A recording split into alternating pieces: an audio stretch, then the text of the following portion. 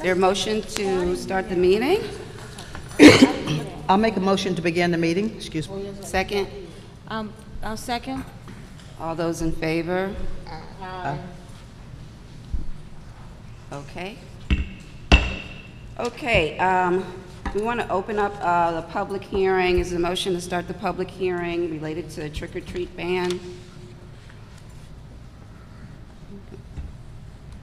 Call the hearing. Oh, I'll Public make a hearing. motion. I'm sorry to open up the meeting. Okay, The second for the public public hearing. Oh, I second the motion. All those in favor? Aye. Any opposed? All right, thank you all very much for coming out. We are now open for a public hearing in relation to a trick-or-treat ban in the town of Colmar Manor. There's been a ban on trick-or-treating since sometime in the 70s, and often we hear from people who are interested in rescinding that ban, and so this is a public hearing. As most of you know, we actually sent out a survey to the community asking people what their interest was, 1 sheet per household, for everybody to return their comments on that, and we'll share that with you after the comments. So we're open now for public comments in relationship to your interest in the matter. Please state your name and the street that you live on. You started it, so I think you're up first. Hello, everyone. My name's LaVore Better, 3408 39th Avenue. And I am for trick-or-treating. It's been a very long time. I've been a resident here for 18 years. Mayor, higher, okay. Tall. Can you hear me? Thank you. Good.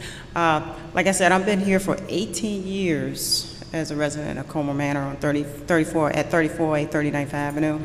And I have taken my kids to Tacoma Park every single year out of the 18 years.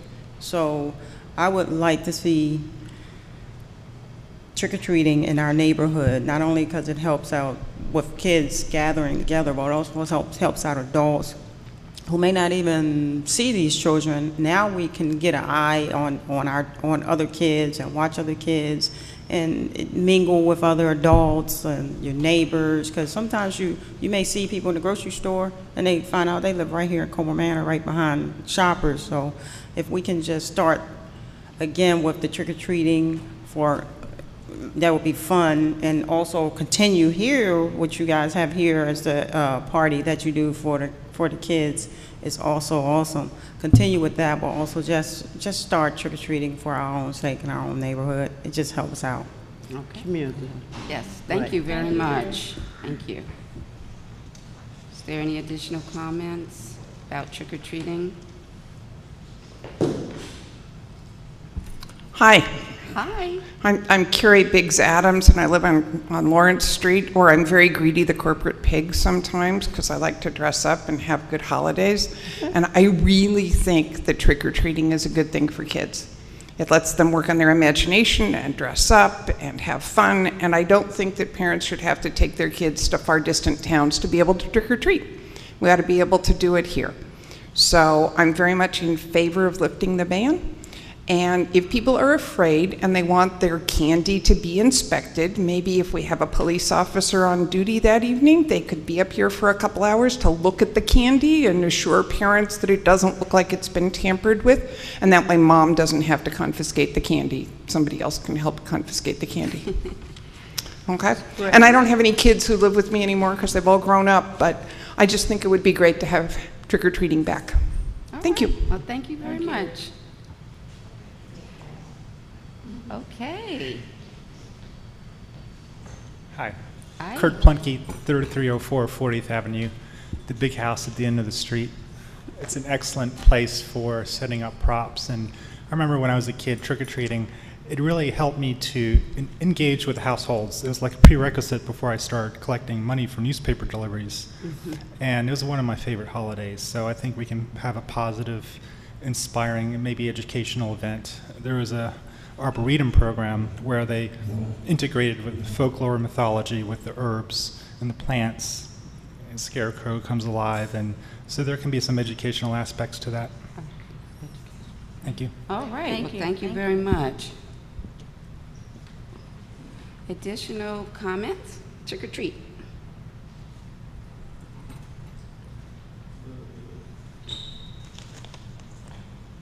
My name is James Thomas. I live at 3605 42nd Avenue. I'm against trick-or-treating basically because of the safety problem. When these kids go out here trick-or-treating, even if they're with someone, there's a lot of traffic. Cars going this way, that way. I live at the corner of 42nd and Newark. I sit on my porch a lot of evenings. Everybody runs that stop sign. School buses, UPS, FedEx, everybody. Basically, that's why I'm against trick-or-treating. I mean, the kids, they usually come, where, here? Yes. Well, we usually have some sort of a harvest festival for the kids every year. I've lived here for 32 years and I raised all my children, so my children have never been trick-or-treating here. But we used to go to the mall. Right. I mean, you know, back in the day, you know, things were different, you know. Mm-hmm. Like the person spoke before about the candy and the treats, you know, you got to worry about that. Mm-hmm. All right, thank you. Well, thank you very much. Did you get James, I think his last name. What was your last name again? What's your last name? Thomas? Thomas. Thomas. Okay. All right. 3605. 42nd. Any additional comments for trick or treat? I'm Camille Fountain Sykes. I live on 3405 39th Avenue. Moved in 2000 and had a 4-year-old and a 1-week-old when I moved. And, well, actually, no, he was born right after I got here. Raising the kid, you know, coming up in this DMV area, trick-or-treating, everybody knows how we used to do it back in the day. I was sad to see that it didn't happen here. And I never really understood why we couldn't do it. And then I heard, you know, at some point, you know, how it got that way. It was bad, people getting hurt, and they put a ban on it. And just over the years, you were like, well, when are they gonna lift the ban? Like, you know, this wasn't the only community that happened in. I mean, things happened other places, and I just never understood why it got to that point. And when I heard, I heard last year that it was going to be discussed, and I understand it was tabled.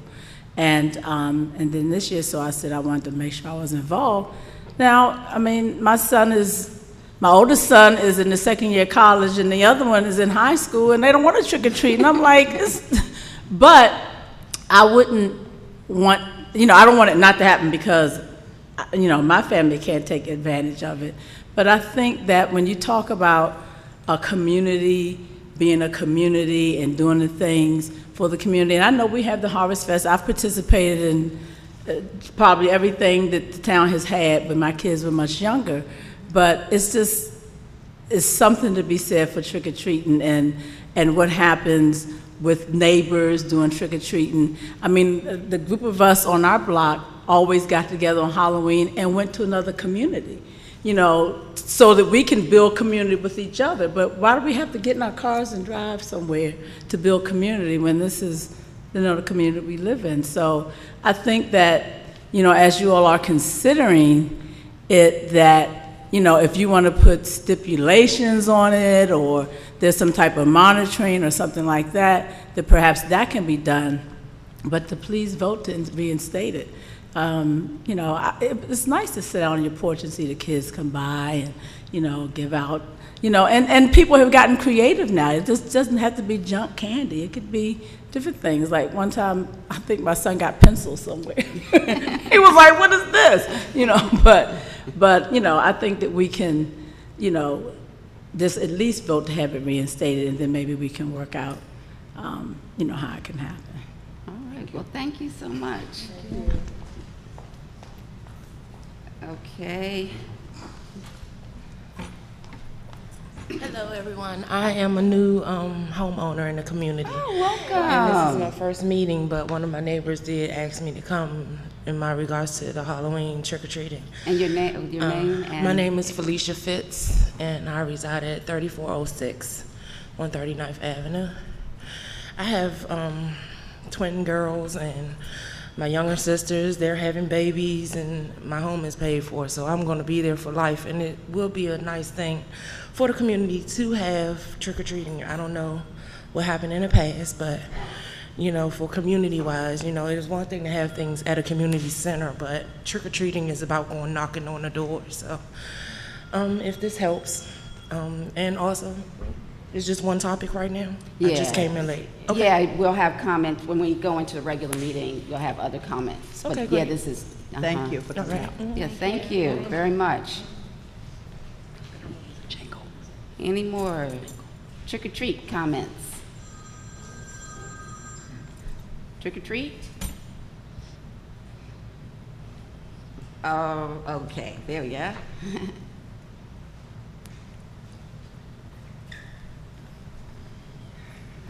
Hello, Hello. I'm Eden Presco, and I live on 40th Place.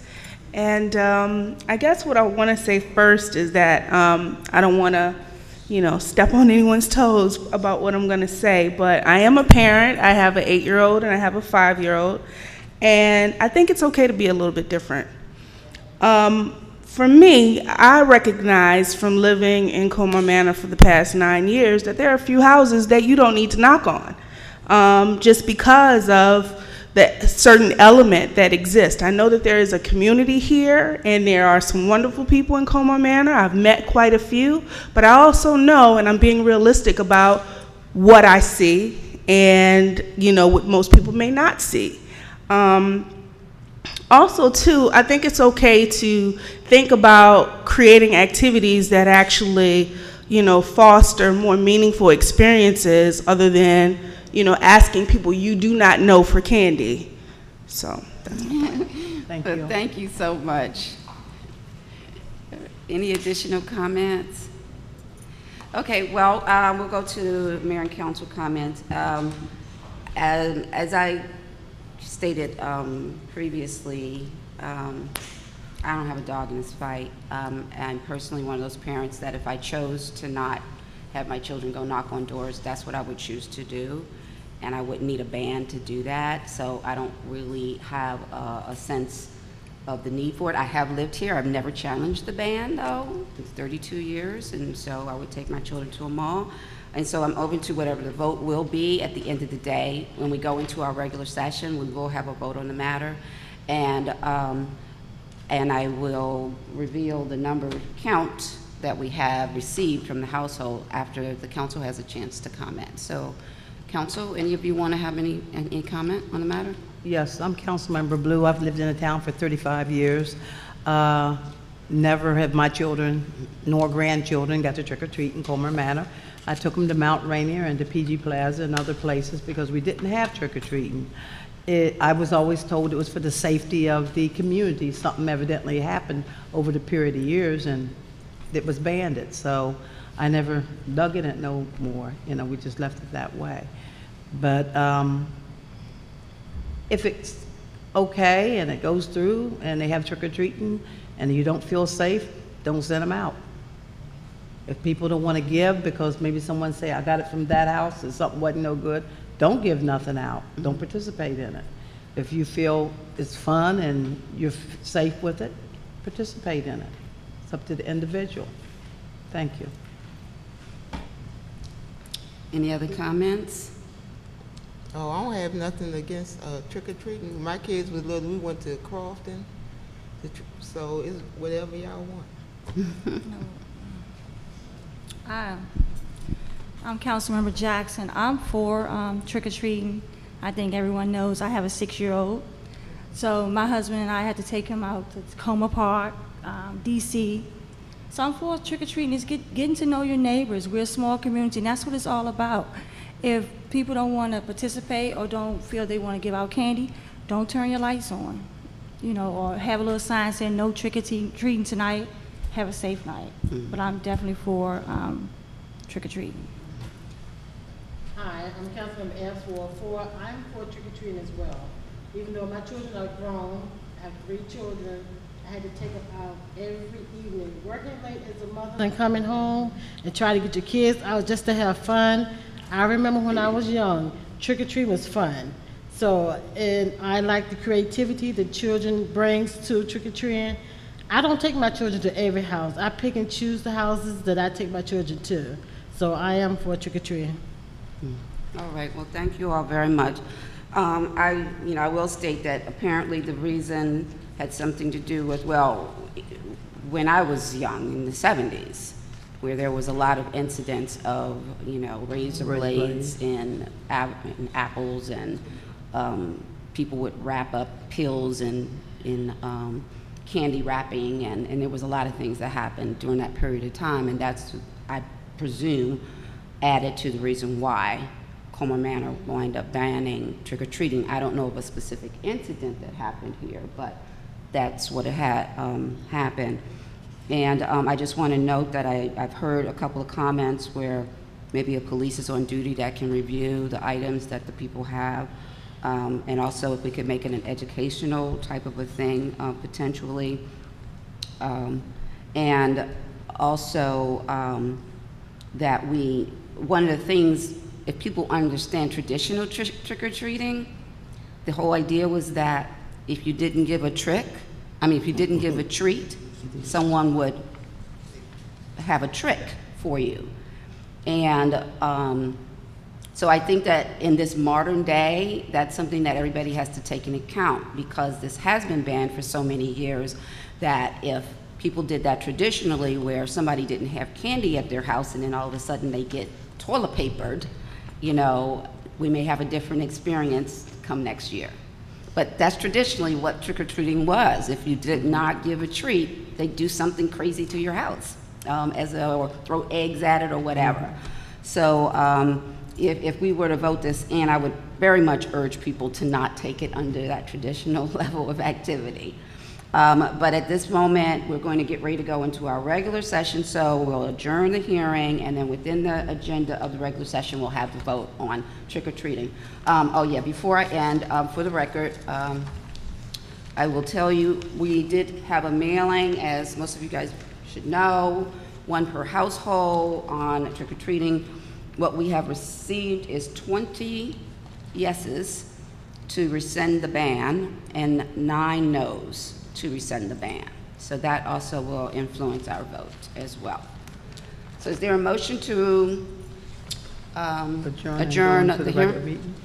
Yes, I'll make that motion to adjourn and go into the regular meeting. Okay, all those in favor? Aye. Any opposed? Okay, now we're back into our regular town meeting, and I will start out the meeting by saying, let's do a pledge of allegiance.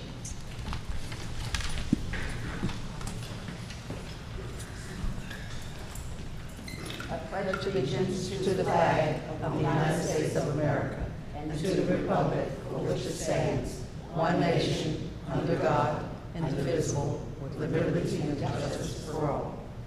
I will have a moment of silence for anyone that you want to care for, those overseas, wars, family members.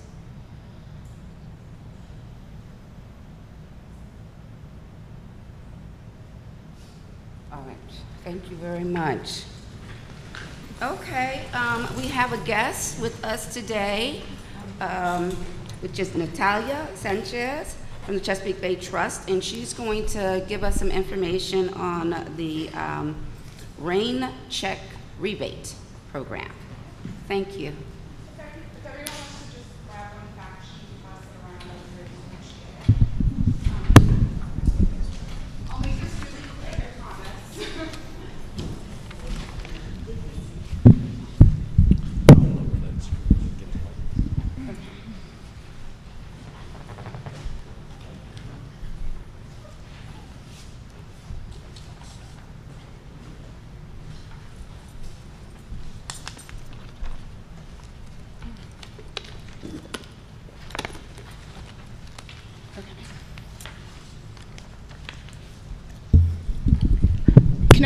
Can everyone hear me okay? All right, thank you very much, Colmar Manor Town Council, for having me and letting me share some information about a program that Prince George's County Department of Environment created and that we at the Chesapeake Bay Trust are now administering. My name is Natalia Sanchez. I'm a program coordinator, and I administer the Prince George's Rain Check Rebate Program. For those of you who have never heard about the program, it's basically an incentive-based program. And what the county wants to do is it wants to encourage property owners to install stormwater management practices on their properties. And before I get too much further, I know that stormwater may not be a word that everyone's familiar with. So I just want to go over what stormwater is really quick. Anytime there's any kind of storm event, whether it be rain or snow or hail, the water's going to come down and it's going to land on the landscape. And what it's going to do is it's going to run off to either the nearest stream or river, or it's going to go into a storm drain. There is a common misconception that water that goes into a storm drain is treated before it reaches our streams and rivers, and that is not true. So whenever the water falls and it runs over the landscape, it can pick up a ton of different kind of pollutants before it reaches our local streams and rivers. It can pick up bacteria and pathogens, which is bad for both human health and wildlife health. It could pick up debris such as cigarette butts or plastic bags, which on top of just having a littering problem and being ugly in the neighborhood, it also, birds and turtles chew it, can choke on it, and it can cause all kinds of problems that way. And it also, there's also sediment runoff pollution, which causes algae blooms in our streams and rivers. So any kind of recreation that you do, any kind of fishing, kayaking, anything that you do outdoors will be impacted during these algal blooms. And again, it destroys wildlife habitat. So what can we do to, and it's a really widespread problem. 81% of Prince George's County, 81% of the development that happened in this county occurred before there was any kind of stormwater management incorporation into development. So going back, the county is now retroactively trying to go back and put in infrastructure to treat stormwater runoff, but so much of the property is privately owned, and without getting input from property owners and citizens, there's really no way that the county will ever be able to reach its goal of making all our streams and rivers fishable and swimmable. So the Rain Check Rebate Program has 7 what are called best management practices that are eligible should a homeowner choose to put them in the ground for funding from the county because they really want to treat this runoff. These include planting projects such as planting trees in your property, putting in rain gardens. You can also just capture and store the water, or remove pavement. All of these practices are outlined on that handout that I just sent out. I know we have a limited amount of time, so I don't want to go into too much detail. But I'm sure you guys have heard of the 3 R's when it comes to waste management, which is reduce, reuse, recycle. In stormwater management, the whole idea is the 3 S's. You want to slow the water down, you want to spread it out, and you want to soak it in. And that's what these practices do. I'd like to think of implementing these practices as a win-win-win. For property owners, it can reduce erosion, pooling, and flooding on your property. It also beautifies property, and there's endless studies that are out that say, properties with trees and plants and that are actively green have higher property values than those that aren't. For Colmar Manor, it reduces, in the community perspective, the amount of flash flooding that occurs during storms. It improves air quality, and it also promotes the local economy because some people get landscape professionals to come and put gardens in for them. And there's consultants and material suppliers and everything. And again, the county is really interested in pursuing this because under law, they have to treat the stormwater runoff, and so much of the property in this county is privately owned, and it's really good to take everyone's buy-in and participation to help the county reach their goals and to help have healthy communities. So we're not $2,000 per property is a good amount of money. That's a good incentive should you be interested in pursuing one of these. So it is a significant program. And again, I'm the one who's administering it. So should you choose to put a practice in the ground, I am the face that would come to your property for the site inspection and everything. So should you choose to try and put a practice on the ground, first you would have to determine what practices are suitable for your property. I am available for support. Our website, which is also on that sheet that we handed out, is in orange at the top of the sheet. We have these guideline documents that provide so much information that can be helpful to you. It explains what the best management practice is, what the benefits are to you as the property owner, what are the costs, whether you can do the project yourself, any kind of maintenance that would be required. So there is a ton of resources available to you. And again, and also I just want to point out, my contact information, again, my name's Natalia Sanchez, my email and my phone number are on that sheet. So if you think you have a project in mind, you're not 100% sure if it's the best fit, please call me, email me, and I will gladly talk you through the process. It is an online application. However, if you want a paper application mailed to you, just give me your name and address and I can send you one and you can mail it back. And then what we would do is I would conduct a pre-installation site visit just to make sure you're not going to plant trees under telephone wires or dig too close to your foundation or do anything weird. And then after that, you have 12 months to implement the practice. You get back in touch with me. I come back out and make sure that what's in the ground and what you did is what we had agreed upon, what was in the application, and that everything is functioning the way that it's designed to function. And I also collect your receipts and any invoices for the costs that you paid to put these projects in the ground. And then I send all that information and everything that the county needs to the county, who then cuts you a check to rebate you back. So I know that I just threw a ton of information at you really quick. Again, my contact information is on that sheet, but should anyone have any questions about the rain check rebate program, I am more than happy to answer them for you. Oh, thank you very much. Thank you. Is any council member, do you have any questions?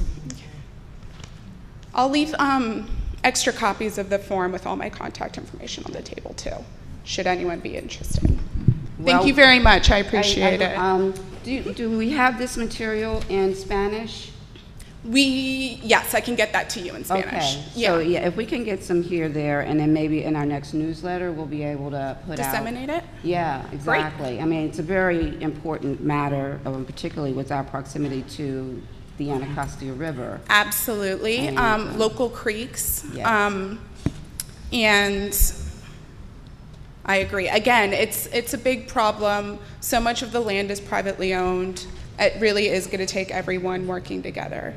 All right. Well, thank you very much. Well, I do have a question, Mayor. I'm sorry. Yeah. Natalia, we a couple of months ago, I got a letter in the mail. I think everyone on Ward 4, part of Ward 3, from Maryland National Park and Plan. I'm not sure you're familiar with this. Was telling us that we was in the red zone. I'm not familiar with. I guess because we were close to the river. Yes. And there were certain things that we couldn't plant or couldn't do to our property. Yeah. Okay. So you're not familiar with that?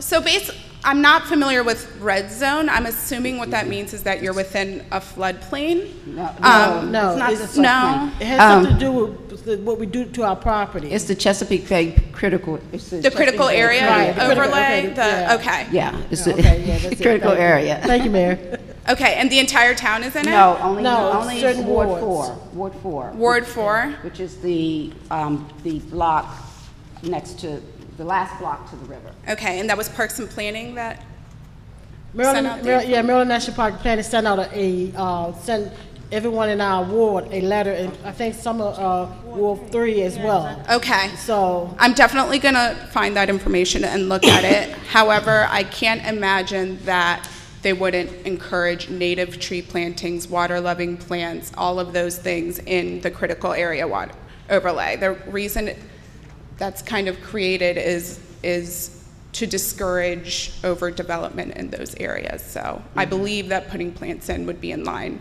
with what they say, but I will look into it and get back to you. Thank you. I do apologize for not knowing about it. Yes. You had a question back there? I don't have a question, I had a comment. Uh-huh.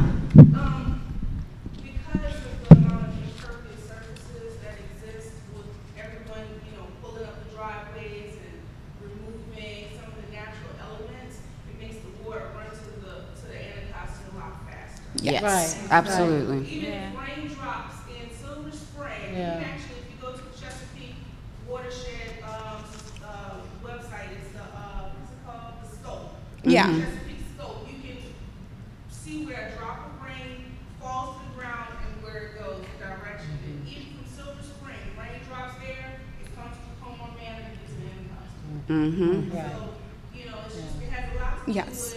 with what people are doing to their properties, if you increasing your driveway and all that kind of stuff, you just helping, to cause more destruction to Anacostia. Right. Well, thank you If I for could, your if I could comment. just build on that, that's the whole idea behind slow it down, spread it out, and soak it in. Rain barrels is super easy to implement. You just put them on your gutter, and the whole idea is you capture the water and you can stop some of it during these huge runoff events, so that you can either let it go during a non-storm event so that it can more naturally get soaked into the ground, or you can use it to wash your car, water your garden, anything else. But every little bit helps. Yeah, Carrie has that. I'm respectful of the town, Okay. and I've had people pour concrete, and a lot of times they don't understand. They just pour concrete over the weekend, but I come out to find all this concrete. And I checked with the county about permeable surfaces. Mm-hmm. Now, I know they did it at Grove University, but at a time, they said, well, we don't know if we want to prove that or not. But I think that would really help this town out. Yeah. It's so small. Absolutely. Not that much parking, you know what I'm saying? So that would really help us out. And also that you know this, that Blacksburg, Virginia, up in the mountains, That's where I went to watershed school. area comes from up there. Chesapeake Bay. So that water affecting the mountains all the way down through here. Yeah. The watershed is 5 states large. People don't understand. The Chesapeake Bay watershed, everything from New York to Pennsylvania, all of that is getting channeled and funneled down and going this way. So this Yeah. I think the permeable surfaces, especially in towns, you might want to have somewhere to park. If we can't park on the grass. Right. I think we have to revisit that. But if they have the permeable surfaces, the blocking, I think that would help out instead of having all concrete. Yeah. Some of the houses in town, we have a lot of concrete and nothing but runoff. Right. I have some places now that are complaining about the street like a river because it's not able to, handle the water load. So Were you thinking? I will be in touch with you. Yeah, absolutely. Please get my contact information. I would love to work with you. Absolutely. Yes. Is there a solution to the problem of water runoff from some pump? That is a. Yeah, no, I would. Well, the sub pump, my people have, in this town, we have holes in the curbing. That was illegal. It should not have been done that way. That was, they said, back in the day or whatever. However, we're having problems with that because some people, they're pumping all kinds of stuff out on the street. So according to Public Works, you have to have approval from Public Works to be tap into their storm drain. You just can't let the water go down the drain. You have to let the water go off into your property and permeate down into your soil. You cannot let it run off across the sidewalk, as you know, that happens in town. You follow me? Yeah, I was asking, how would you solve that problem? Well, I mean, I could suggest, I could suggest, if you had a rain garden built right in the area where your sub pump kind of fills out, then the rain garden and the types of plants that you put in there will absorb most of that water that's coming through your sub pump. Well, the sub pump is taking the water out of my To the street. But To the street. But see, they should run into your yards and not into the street. All that's gonna do is just recycle, keep going. But that's where we want it. We want it in the ground. Yes, it will. Yeah. It'll go deep down into the ground, and that's the idea. In a rain garden, it'll fill up bowls, and it will slowly perk down. It won't go back in your house. It won't go back in your house. Granted, the county will come out and evaluate your property. Right. Because some areas topographically is at different levels. So, you know. It's time to do that. There's money in this program for that, both for permeable and for rain gardens. So if you want My to. understanding of a sump pump, it takes the water from around your property and pumps it out. What's the point of putting it back From your foundation, sir. It's coming. Foundation of your house. To keep it from the structure. So you dump it from your house. No, but your water, your water can't pump out, so your property, I live next door to you, you can't pump your water to your water coming your house, you're at a lower level, so you pump that out, you can't pump it on my property. You have to go to your property and permeate them to your soil. You follow me? So if it's not, How far should I? Have it away Have it from away. your home. At least 10 feet from from your house, because basically what sub pumps do is it stops the water from getting into your basement, correct? Correct. So the idea is you would have some kind of, the county could send an inspector out, to have some issues like that in town. The county will come out and evaluate it and find out how. She's right here. It's a natural spring, Yeah, she's or whatever's the going person. on, find what the problem, you know, and what kind of remedies that you can do to correct the problem. Mr. Thomas, this is the person here that would do, Yeah, she's evaluate your gonna, she would, property. as she mentioned, Yeah. if you wanted to sign up for the program, they're gonna come out, take a look at your property and the needs or the issues that you might have on your property and make recommendations Yes. as to what might be the best thing for you to do on the property. So, I mean, I think that's a great thing to happen, you know, whether you want to do something or not, but that would help to show you what needs to be done on your property. All right, thank you. thank you very much, everybody. All right, Thank thank you you. very much. I appreciate it. Thank you very much. Thank you. All right, moving on. Council, okay, we have minutes to approve from August 6, 2014, August 12, town meeting, August 14, and September 9th. And I believe all, if not September 9th, have been sent previously to this meeting. So if anybody has a motion, But all of them except September the 9th? all of them except September. Is that what you're saying? I cannot remember if September 9th came before, but I know all the other ones did. Did you see them, Vivian? I've seen all the other ones. September 9th, we did receive that. Yeah, I read all of mine. You did? Okay, Yeah. okay. So is there a motion to accept the minutes? Sure, I'll make a motion to accept the minutes for August the 6th, August 12th, August 14th, and September the 9th, 2014. Is there a second? I second that motion. Any discussion? Ward 1? Aye. Ward 2? Aye. Ward 3? Aye. Ward 4? Aye. And mayor votes aye. Minutes are approved.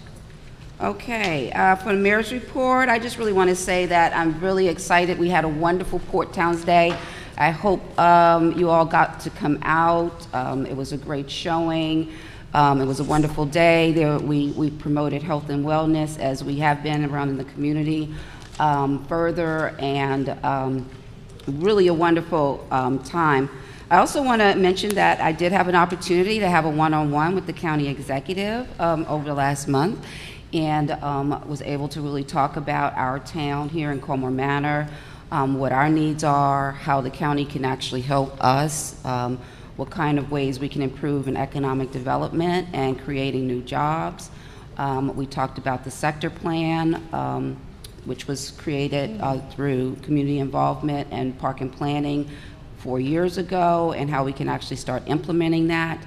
So it was a very good meeting. I think it helps build our relationship with the county, and hopefully we'll be having some individual meetings like that with our county councilwoman, Councilmember Harrison, as well. So I'm really looking forward to bringing county services and things available to us, to the community.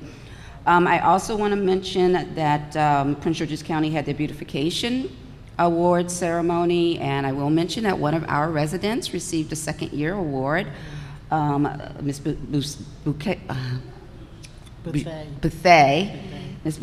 from Ward 3, and we want to continue that process. I know there's far more beautiful yards in this community that we can actually promote. So coming next year, we're going to look forward to nominating a lot more households for the Beautification Award. And there is another award that we received, but I'll talk to you about that a little bit later on. Then I also want to mention that we are coming up on our legislative dinner with the Port Towns, where we are coming together on what we want to promote. One of the big things that we're trying to promote, two major things, is that this becomes a eco-green district, where there are incentives put in place for people who are businesses that are functioning around doing green type of activities and green functions. So the second thing is that we've really been pushing very hard to get a study about getting a MARC train stop in the end of Cottage City down by the industrial area, so that we would actually have a more mobile transportation in the area. So those are two main areas. And I also want to celebrate Edmonston's 90th anniversary. Edmonston, which is our town, sister town to the left, they have their 90th anniversary this weekend, and the county executive was there. And I do want to say that he made a comment which I was very proud of. Yes. He said, because we were all there, all the port towns were there for the 90th anniversary of Edmonston Day, and the county executive said that he was really amazed that we are the only area in Prince George's County where all of us stick together, work together, and support each other and what each other does. And I was really, you know, I knew we did it, but I didn't know we were the only one. So I'm really, really pleased that we've got that reputation of really being supportive of our sister communities. So that's my report. Thank you. Council? Okay. Good evening. This month is Breast Cancer Awareness Month, and they were doing free screenings at the Doctor's Hospital, if anyone's interested. Also, in Ward 1, the bus stop is right behind Burger King. The AM teenage group, it's a junior high group, are playing football in the street early in the morning. So if you have children at that bus stop, right there on 40th Avenue and Newton, North Road, remind the children it's very dangerous out there playing football, you know, in the morning while the bus is coming. Colmar Manor Gospel Chapel at 3903 Newton Street, Lydia and Chad Cade have kids club there. It's every Friday from 3 o'clock to 5 o'clock. So send the young'uns out and enjoy that. I was going to say the garden club still has mums for sale. We're trying to still get rid of some of the mums, and they're still beautiful. So see Carrie about that. I'd like to say get well to the second shut-in. Miss Sheeks is home, and just a special get well to her. I want to say happy birthday to Joyce Alfredo, Richard Harden, Loris Cade, and Jeremiah Blue.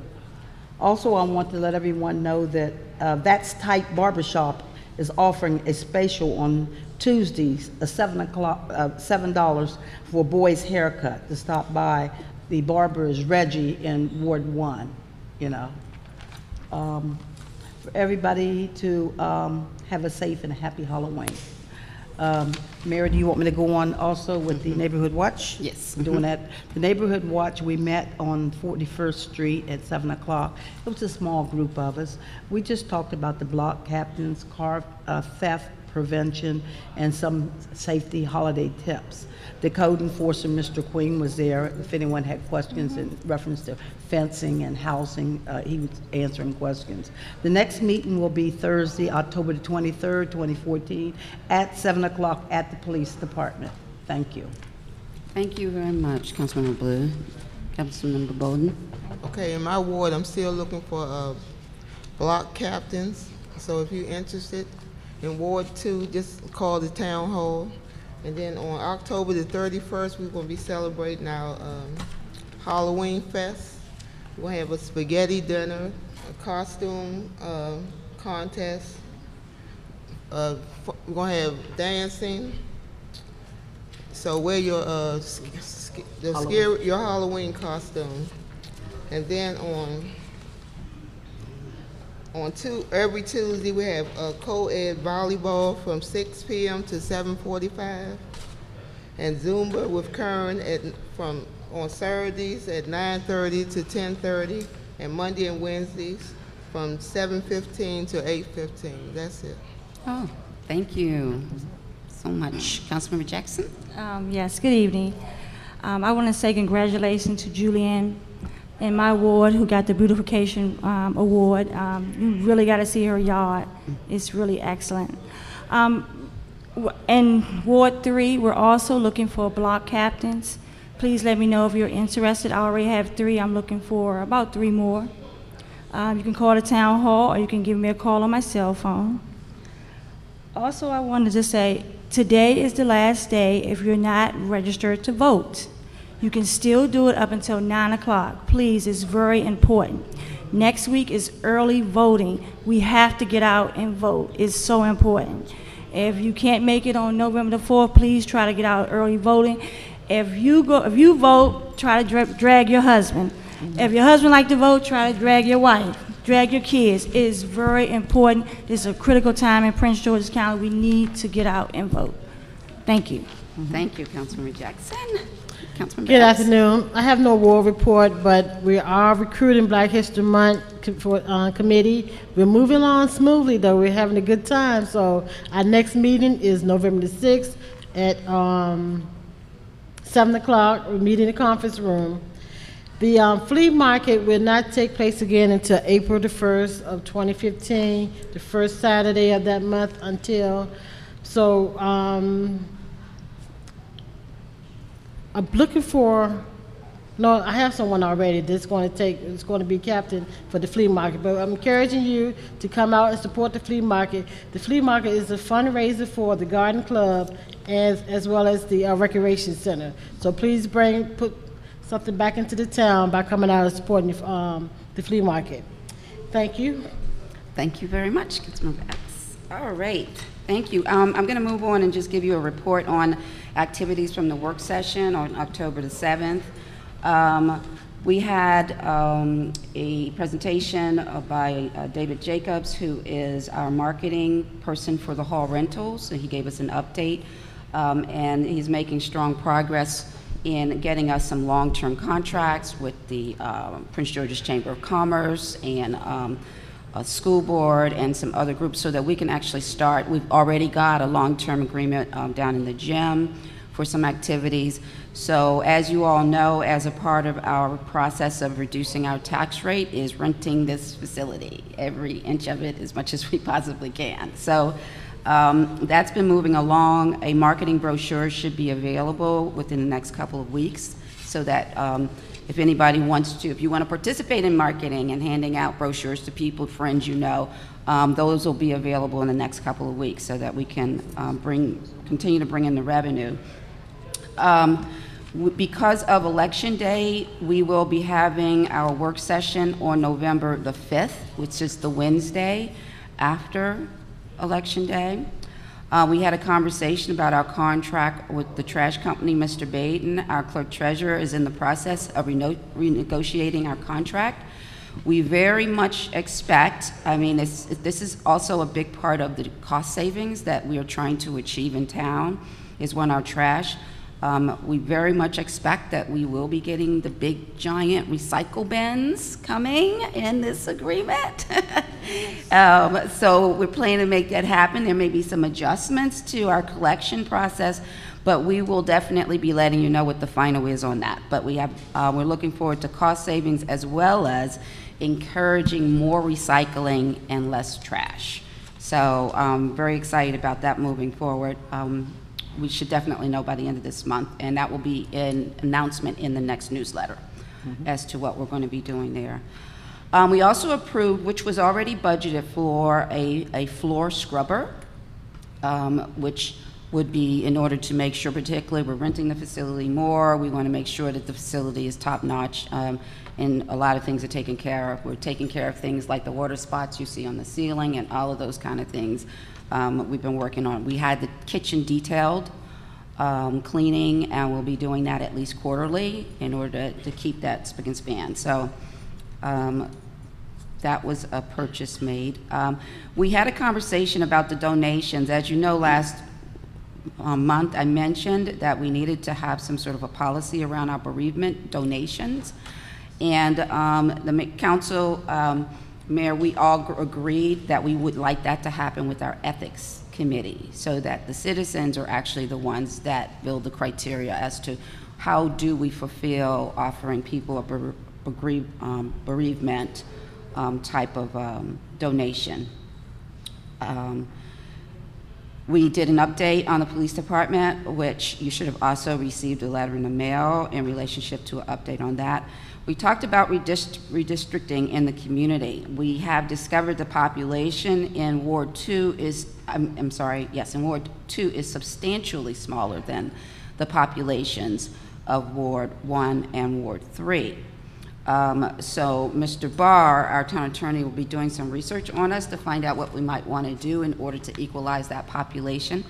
We don't really have any other particular reasons to change the districts, but the sizes would equalize it for the council members. We also had a further update on our block captain program, and I want to point out here, we're using the term block captain, and we had this conversation with our leadership group, but we're using the term block captain for lack of a better word. When we bring the block captains together, we will discuss another name for these people, but these are people we expect to have on a block who helps us in communicating with people on that block. So if there's something going on, a lot of times, you know, it costs over $100 to send a letter out in the mail every time we do a mailing around town. But if we can communicate with the one person on the block who can disseminate that information to just the people on their block, then we can communicate with you a lot faster. And then you guys will also have an opportunity to communicate directly with your block captain, particularly on things that you might not want to be directly publicized in a public meeting or individually. So that will give you some confidentiality in things that you might report. What'll also allow us to meet and greet a new resident when they come in town, because the block captain will know someone new moved on their block, and so we can meet and greet you and so forth. So we're not looking at it in the traditional way you see block captains in neighborhood watch, which is more just around the security issue, but more of a socially communicating community type of relationships that we want to really build block by block. So most of the, I think we're probably about around 80% in names for block captains. So once we have them all, we're going to have a meeting with everybody. Everybody in town will be getting a letter saying who their block captain is on their block and some information about the contacting them, so that people can then know who that person is that they can actually communicate with directly on a regular basis. We also talked about a welcome package. There used to be a welcome package years and years and years ago, so we want to revive that. And a welcome package would include some important information that you need to have about trash pickups, emergency numbers, who's your council person, who's your block captain, you know, what kind of events do we have on a regular basis in town, you know, how can you put in a grievance if you have a grievance, and what kind of communication you expect back and forth. So we're working on putting that package back together again, and the first time out, we're just going to send something that goes to everyone, since so many people have moved here since that program was previously implemented. And then therefore after that, when our block captain lets us know that someone new has moved into town, then we'll welcome the new people as they move in town. And so that's a report on what took place in the work session last week. All right, next item on the agenda is the treasurer's report. Mr. Barr is going to be sitting in for Dan Baden, our clerk treasurer, to give us the report.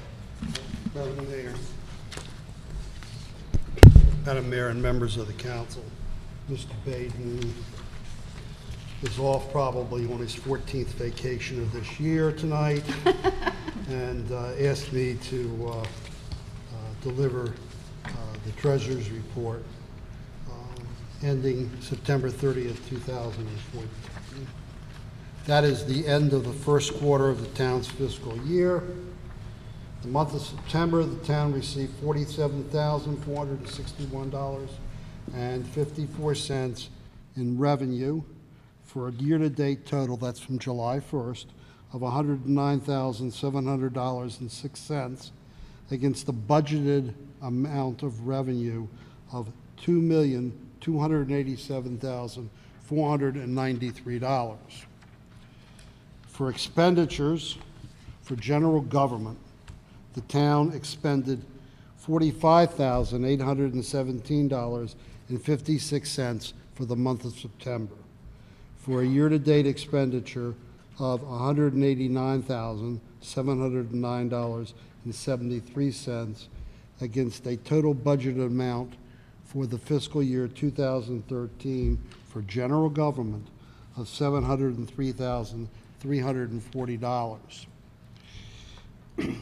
For the police station building, the town for the month of September expended $854.55 against the year-to-date of $2,116.22 against the budgeted amount of $6,650. For this town hall building, the community center, the town expended $55,660.42 for a year-to-date of $215,122.59 against the budgeted amount of $784,390. The Public Works Department for the month of September expended $18,822.69 against the year-to-date of $52,694.80 against the budgeted amount of $257,980.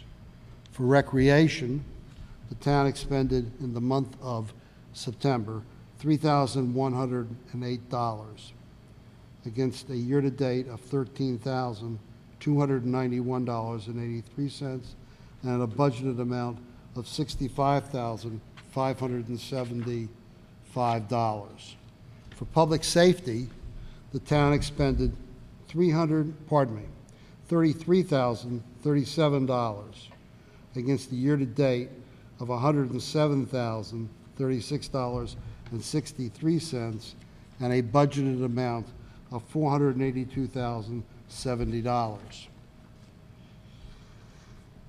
In summary, for expenditures, the town expended in the month of September $110,628.11 against the year-to-date of $388,145.85 and against a budgeted amount of $2,287,493. The town has on hand $494,406.46 in three accounts. Our town's general checking account of $11,303.60, the town's payroll account of $19,971.40, and in the Maryland Local Government Investment Pool, the town has $463,131.46, and I would ask the mayor and council to approve the report of the treasurer for the period ending September 30, 2014. Is there a motion to accept the treasurer's report? I'll make a motion to state. Second? I'll second. Discussion.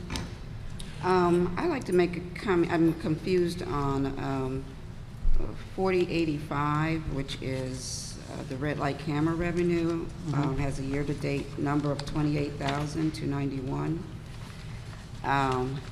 But then on 5560, which is the red light camera citations, there is a cost. Oh, okay, maybe I was looking for the wrong. 24, but still, it's a little of $24,088.22. And I just want to put a question out there that. What you're talking about, I can answer the question. 4085? 4085, which is the revenues, and Right. 5560 is the expenses. I don't believe there was an amount received for September. Oh, in the revenue side, but the. In the revenue side. The expense And on the side? expenditure side, where is it? What number are you speaking of? 5560. 55. The citation for the camera. 5560. Just 1 minute, Madam. It's just that they seem closer than they should be in amounts.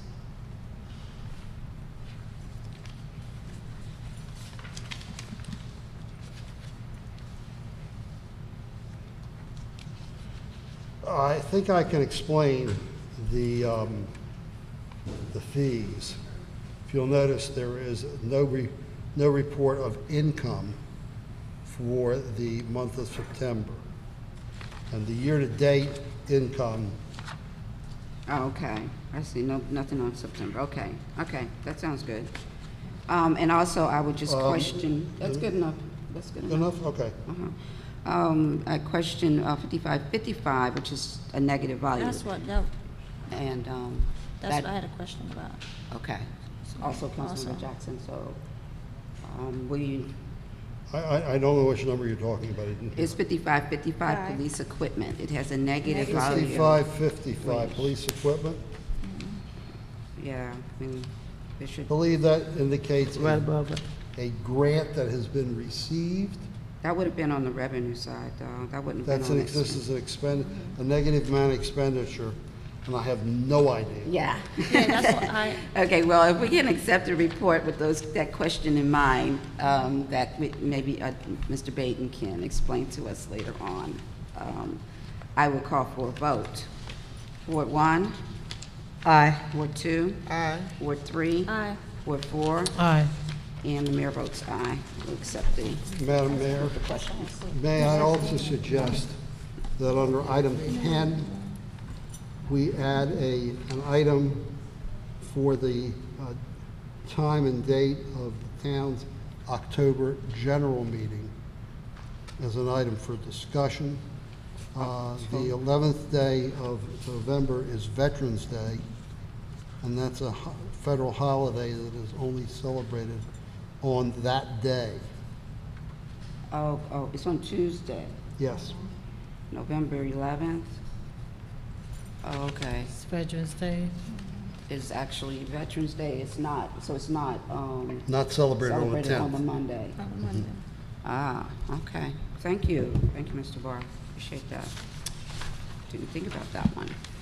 All right, moving on to the police report. I'm sorry to say that the chief has not been feeling well, and he actually had an incident last week. I hope all of you will think about him. He'll be back to work on Wednesday, but you know, we want him to get some good rest and rest up and feel better so that he can come back in service. He did send an email.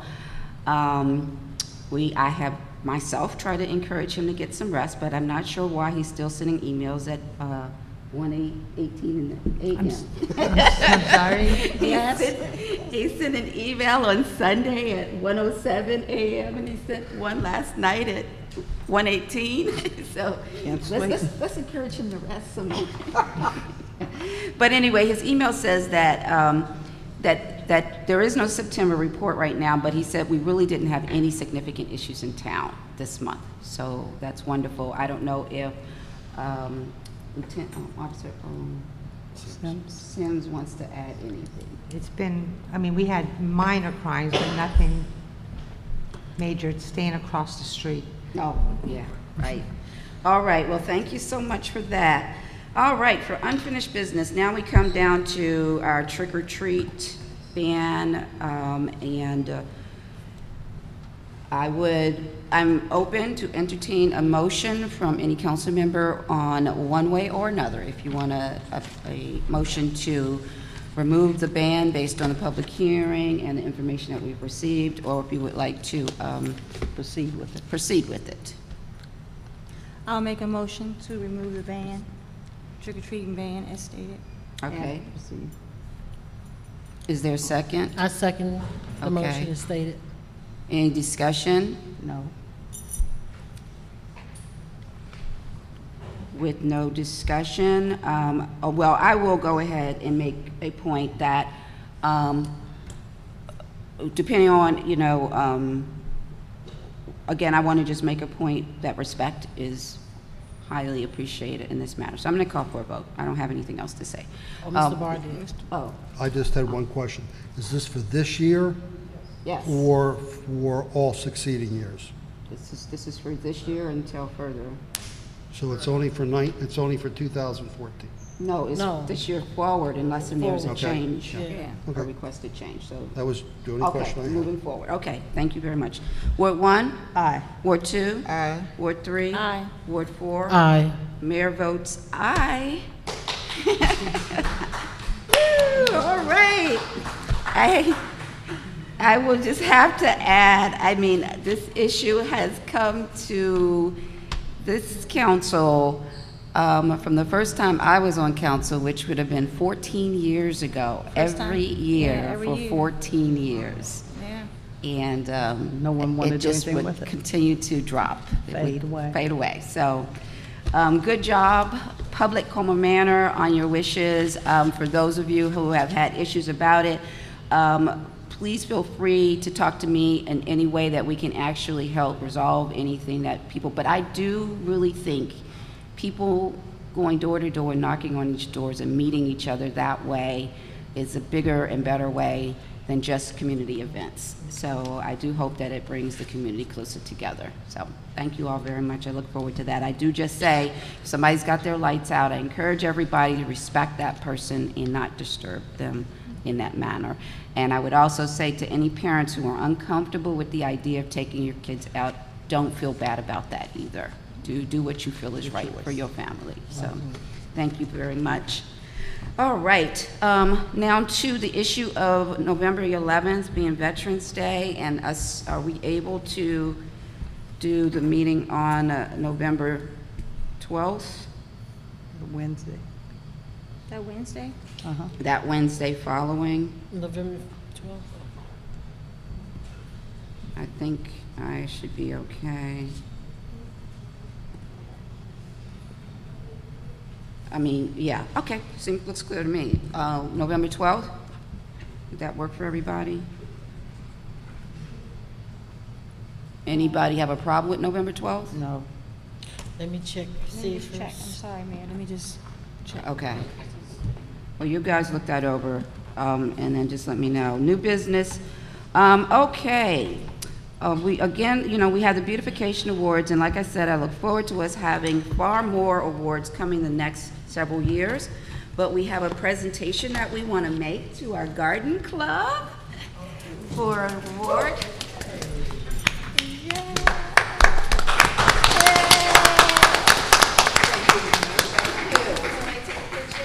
Well, I want to be in it, so. We'll do that. Okay, we can do it again. All right. Kurt got the picture. Oh, Kurt got the picture.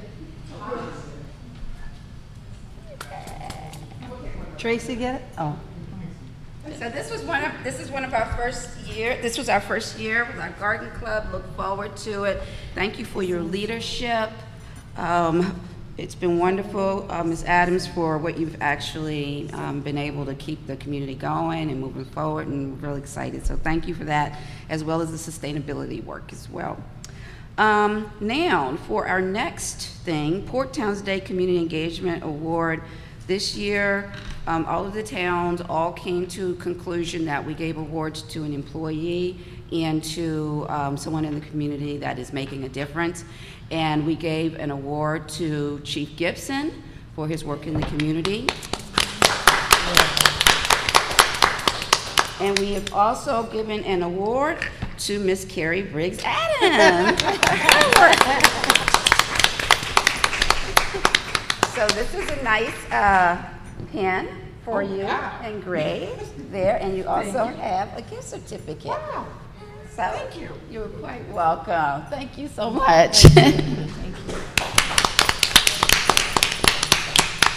you. Okay, so we look forward to giving out some more of those awards, and we've also been talking about, we want to have a community award ceremony probably January or February to really thank people in general, because I am so grateful for so many people in this community that really are there to help each other out and support each other.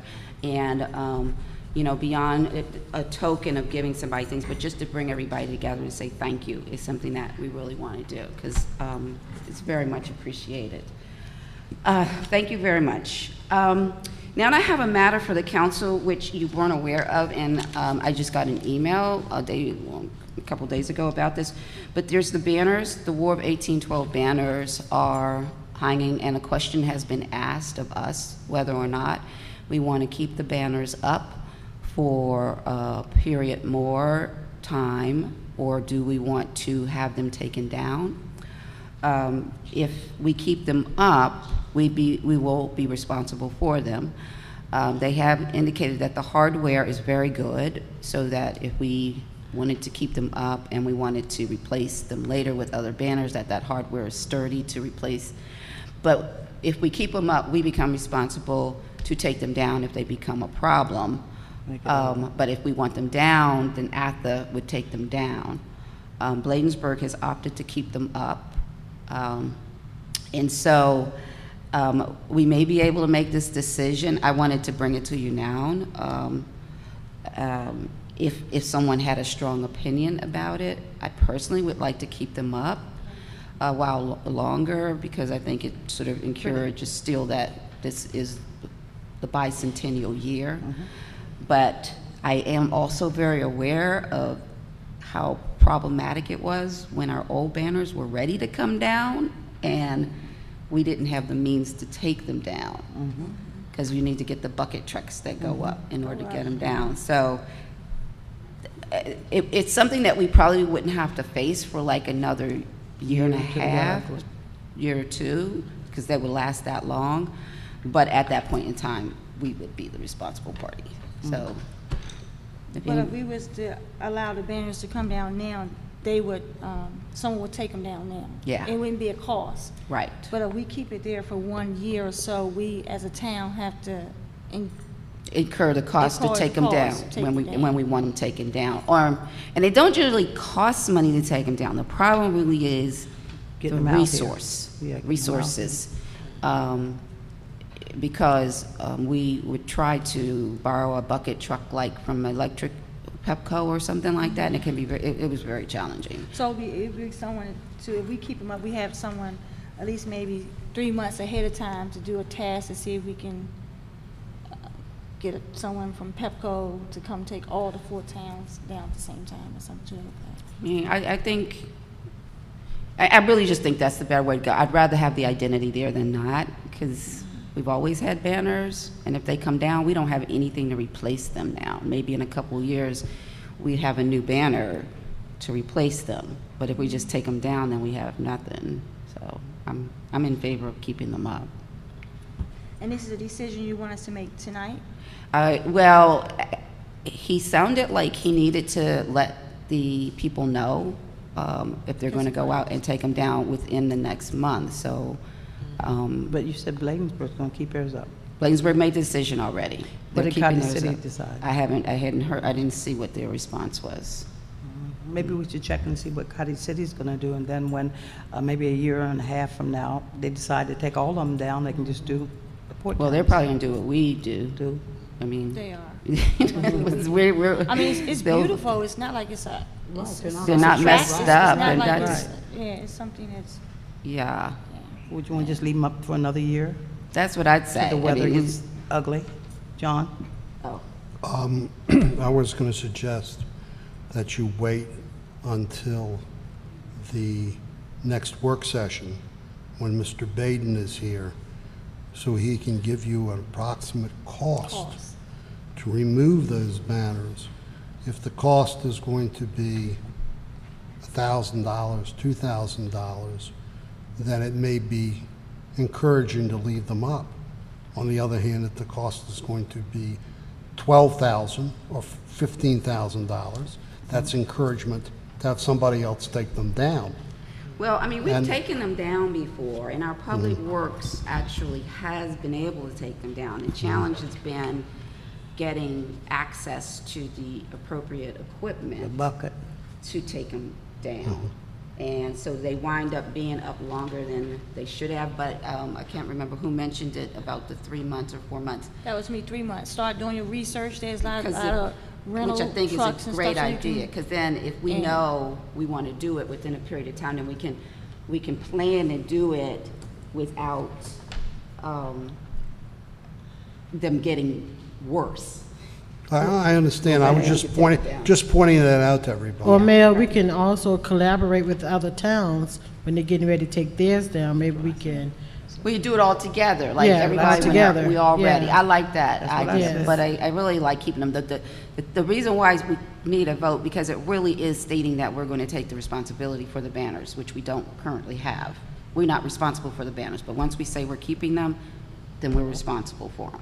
So that's why I would need a motion and a vote for us to tell ATHA that we'll take them. Okay, I motion that we keep the banners up. Is there a second? I'll second it. Any discussion? Yes, I just wish Africa could have gave us a little more time. Yeah, I'm I don't know. not comfortable with, you know, everything that we usually do at the work session, we discuss it first and make sure, but just to come and just make a decision, and especially when we're really trying to cut on costs. Yeah, I So that's agree. my biggest, you know, we're trying to Yeah. cut on costs. And also, can we check with the other towns to see when they're in the process of taking theirs down, and we can just do it all in one school? Yeah. And what I'll do is, if in fact there is more, when I double check with Aaron and find out, hey, can we give you a later date? Then I can bring it back if y'all have further conversation next month. But then if not, then we'll just stick with what we vote today. Okay, that Okay. sounds good. Okay. Ward 1? Aye. Ward 2? Aye. Ward 3? Aye. Ward 4? Aye. Mayor votes aye. All right, keep banners up. Wonderful. Okay, now for community reports. Mr. Mutchler.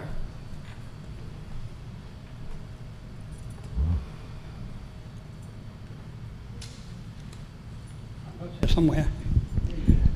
Good evening, Mayor and Council. Hello. The senior citizens still meet the first and third Wednesday of every month. The 1st of November, Mrs. Blue stopped by, Councilmember Blue, and brought some material over for the seniors that are very helpful for some of the problems they have and so forth. Tomorrow, we're going out to lunch to Applebee's in College Park, all the seniors. And while I'm up, we have a senior member who has a birthday tomorrow. And that senior member happens to be sitting right here behind me. Mrs. Connie McLean. Tomorrow is her birthday. All right. Should we sing? And we invite all seniors in town to come and join the club. We have a good time every first and third Wednesday. And while I'm up, last month, between the 13th and the 20th of September, Bunk Hill Volunteer Fire and Rescue Association hosted the Prince George's County Volunteer Firemen's Association County Convention. Everybody had a very good time. Bunker Hill won about 4 different contests. Even though we were the host company, we still won some contests. And I got the surprise of my life at that convention. Every year they have a convention book. And they dedicated that convention book to me for my nearly 50 years of volunteer service to the Prince George's, to the volunteer fire service. Great. I like to fill over when they announce my name. All right. That's all I have for now. Oh, thank you so much. Congratulations. Congratulations. You deserve it. 50 years, right. And I wanted to thank you all, the Seniors Club, so much. And Chief High came by to visit that last week, which was really nice. But I didn't know this because I lived here for so long that most places don't have senior clubs. I mean, if you don't live in like an assisted living facility or a senior facility, a lot of communities around here really don't have that. So I'm just so used to it having been here that I didn't realize it. So I'm really, really grateful that you guys keep it together and keep it going and just keep it growing as all of us come to meet that age group. So that is there for us. So thank you so much for that. I appreciate it. Okay, Garden Club. I know I owe you some money from Moms. I got it.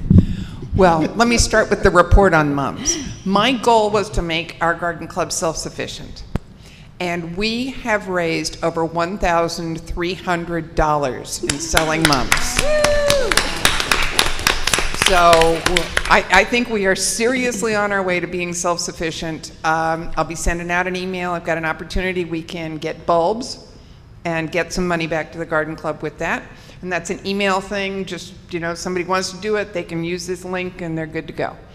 But we are getting towards fall. We've started our cleanup. I just put out 6 big bags, big brown bags on the sidewalk for the bulk pickup tomorrow as I came up here, not in my pig suit. And so we are getting ready to get to winter, starting to shut down. Some people have opted that they want to garden through the winter, and that'll be fine with us. But we'll figure that January and February we'll be doing the assignment of boxes for the next year. Priority will go to, of course, town residents and people who've gardened with us before.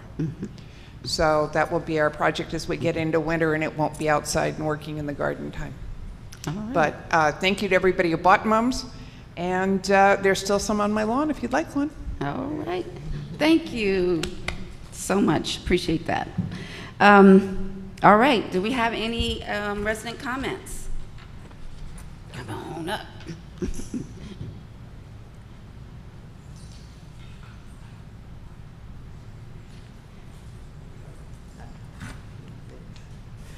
Mayor and Council, under Town Pride. Your name? Oh, my name is Karen Rhodes, 3600 39th Avenue, Unit A.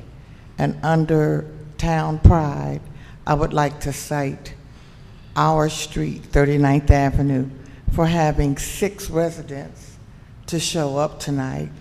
And we've always been a tight block, tight 2 blocks. And I think that citation and citing that is important. Yeah. So, and they're all active. And we have a new voter. A new voter? A new voter. Registered voter, all right. Who is very proud to be a new voter. So we all support each other. Thank you. It's really exciting. Thank you very much. Thank you. Thank you. Any more resident comment? Do you dog park? Huh? You want one in the dog park? Yeah. Yeah. See, I remember. My name's Elizabeth Macho. I live at 3407 39th Avenue. And all of the residents on my street, most of them have a dog. And 2 years ago, I did come to one of the meetings and I asked Mayor Hale if, it was possible either to have a dog park on the Newton Street Park, because I did see that, the playground equipment had come down, or even this area down here, and he said that does belong to Maryland Parks. And I was wondering, if we could do something to maybe get it started so we can actually get a dog park. Because I do have to, I have to go to Ager Road to take my dog to the dog park to play with some dogs. And all his doggy friends are the people around my house, so, was wondering if we could do something about that. Well, I would love to have dog park somewhere in the community, and I think that in the spirit of the things that we were trying to do before, or what I've been trying to do since I've come in, is creating these community groups to work on certain things. And so what would be wonderful if you were able to do some research on what does it take to start up a dog park. I remember they had something at Maryland Municipal League one year about dog parks, and they said a few things like, you have to have volunteers that volunteer that go and do the cleaning up on different times, and then you have to think about having a little dog park compared to a big dog park, things like that. Yes. So if you were to able to, and we can do a dog park committee, if you've got some other people who would like to join in and do the research, then we can, on the town side, try to find a location that would be suitable. The parks around here are owned by Maryland National Capital Park and Planning, but that does not mean that we can't have a dog park on that property. The community garden is on Maryland National Capital Park and planning. So we can work that side if you can work on the side of what does it take to actually, make it happen. How much work is involved, and what, building fences and things like that. So you could start doing your homework, and we'll start looking on this side, and then come back and talk. Or I'll give you my card after I leave, and then you can call me and we can sit down and talk about how we can do that. Great. Anybody else have any questions about that? I do know that Maryland National Park and Planning is open, and they look forward to the idea of doing a dog park. I think when you came last time, Councilmember Epps and I, we did meet with someone from Maryland Park and Planning, but at that time, they said they would be willing to do a dog park, but they couldn't keep up with the maintenance. And at that time, when we brought it back, we only have 2 maintenance crews, so I like the idea, the way the mayor is going now, if that's something that the community want. I know some of the communities that do have a dog park, they have a committee, like you said. Absolutely. And they take turns, because they can probably provide us with what we need, but we just got to make sure that we have volunteers that's willing to be there and watch it and make sure, the poop and stuff is picked up. And yeah. And there's, but I think it's a great idea. We bought some information back from Ocean City. Remember? Thank Ocean you. City, we bought a bunch of Thank stuff you. back for that.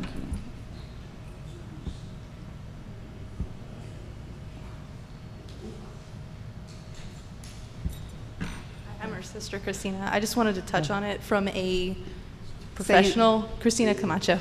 Okay. I'm her sister. Okay. But touching on it from like a professional standpoint, as a professional dog trainer, I know socialization is important. I've seen the good side of it, and I've seen the bad, where unfortunately, I've seen dogs that haven't been socialized, and it is really sad to see that they can't interact. People can't, interact, and it also does build community too. Right. I just came from the dog park before the meeting, and it's amazing that, the one on Ager Road, people live around the area, but they come, and it's so close. I mean, they have like a Facebook page, they post, they're doing a doggy Halloween costume contest over there, but I mean, they're really close, and it just, sad for me to say, I have to go again out of the neighborhood to go to the dog park when we can easily do something here. And it's community, again, get to know the neighbors, just like the trick-or-treating, but I mean, I think dog parks build communities? Yeah, I was talking to my neighbor, and I think we were trying to count dogs on our street alone, and there's about 11 of them. So, I mean, and that's just one street out of who knows how many in the neighborhood, so. And we've got so much land around us. Yeah, So. like years ago, I saw the new, when they tore down the park, I didn't get my dog till last year, but, I always looked at that like it's so underused, no one's using it, it's just sitting there. Yeah. Why not do something productive? And like I said, I've always been an animal lover, so anything. Well, okay, very good. Well, it sounds like you're going to be able to help your sister out with the information we need since you've got the background. Thank you very much. Thank you. We're going to put some exercise equipment in that park down there. I think they're supposed to put some more. Yeah, they are going to put some more equipment in the park. When they finish the work that WSSC is doing, they're going to put some equipment back in that park too, just to let you know. Any other citizen comments? Yes, ma'am.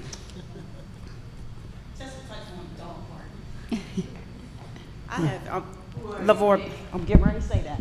I got to raise it up a little taller because, LaVore Better, I'm at 3408 39th Avenue. If you don't know, I have a huge Rockwell. Yes. Yes. And I cannot put my Rockwell in my truck and transport him to Ager Road. It's too far. So a dog park would really, really help a lot of people who have large dogs. So I understand cleaning up their poop and all, that's a big responsibility, but we're supposed to clean up the poop anyway when we walk our dogs. So that shouldn't be a problem. But it's a lot of neighbors who have dogs, and a lot of them don't go anywhere because they may transportation, or they may be too big to get in the car and stuff. So I'm willing to help them also along with getting that started with the dog Well, and if park. you guys are going to Ager Road, or somebody's going, then maybe there's information, because I know there's liability issues, like if one dog attacks another, and so there's a lot of pieces that go with it. And like I said, we're willing to work with the community. The community is willing to put in the work. So Sounds And like- also a street sweeper, because it's a lot of trash in the neighborhood, Yeah. all over the place, on We talked curbs and about all. that. Yeah. Is it any way possible? Yeah. Well, they're street really, sweeper? really expensive. We have been actually in conversations, actually this summer, with Bladensburg, Edmonston, and Cottage City to discuss the potential of us going in together for street sweeper. I mean, when I say expensive, I think they were like $65,000. So, yeah, I mean, they had another kind of one that was maybe around 36,000 or something, but it's definitely something that has to get budgeted in a budget, and it was a little bit extensive for us. So we need to think of ways that we can actually manage the trash a little bit better. But I don't know exactly yet what, but we'll keep looking at different things. Okay, thank you. Yeah, thank you very much. See you trick-or-treating. See you trick-or-treating. Mayor, can I state that I was Yes. driving down the street, 39th Avenue, and I just about hit this little, he was a Shih Tzu? brown and white little, what's Diane Fennell's dog? I don't know what you call Surrett something. Surrett something. Yeah. What's the little brown and white dog's name? And I think it's your husband, Eddie. I picked the dog up. Oh, across the street. Yes. And he's, right, and he's very friendly. And I picked him up, and Margaret asked Margaret who he belonged to. Oh, yeah, she said And that. that block is really sincere about their dogs, they're like their kids. And I gave him to Margaret, and your husband came and said, Miss Blue, we found you, the neighbors. And I said, okay, go get them. And he took them home to the owner. So, yeah, they look out for each other's kids and dogs. Yeah. That's important. That's Right. very important. Yeah. I think that you had something else you wanted to say when you made your trick-or-treat comment.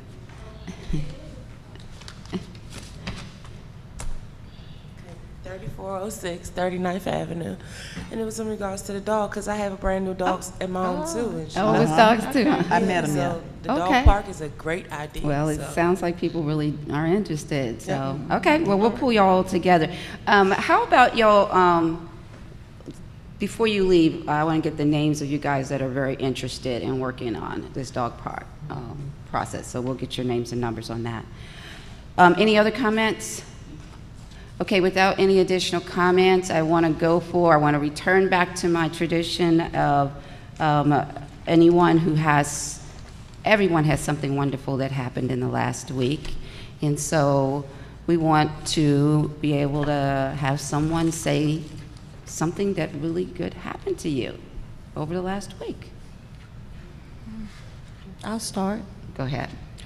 This weekend was my 30th year reunion, high school reunion, McKinley High School. Oh, all right. And it was so great just to see so many familiar faces and people. However, they were so surprised that I was the only one in there over 10-year-old. But it was great. it was a great, so it was a good weekend. You got something? Yes.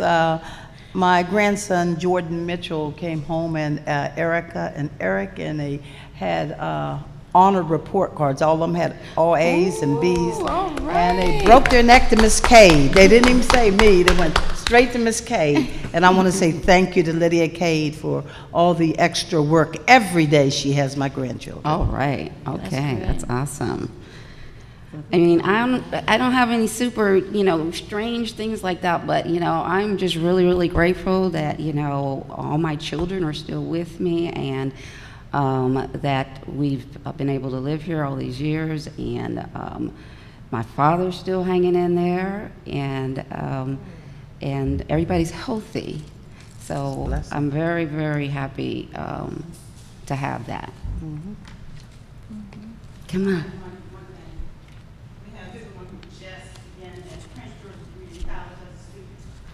All right.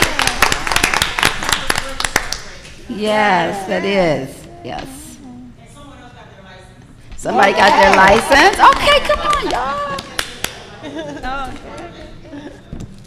That's awesome. That's it. Be excited about the things we can be excited about every day. You know, take our challenges and just deal with them. But let's be really, really happy about the good stuff. And with that said, One more thing, Mayor, I'm sorry. I want to say happy birthday to Connie. Oh, yes. I mean, she's always here. If no one's here, Connie and Mr. Mutchler is here to support the mayor and council. Yes. So I really appreciate you. Y'all come out, rain, sleep, or snow, they're always here. Yes. Happy birthday, Connie. And I mean, I can't even call you a senior. I don't want to call you a senior. well, I don't know why she's in the seniors club. That blew my mind. Just helping them. Happy birthday. Just helping them out, right? All right. Anybody else? Looking at me? Yes. You got grandchildren now? Okay, listen, I have several wonderful grandchildren, 3 wonderful kids, and a great client right here. And as Ms. Blue will tell you, I'm very proud of all of you. Thank you. Well, thank you very much. I appreciate it. Thank you. Mary? Yeah. Yes. No? Oh, okay.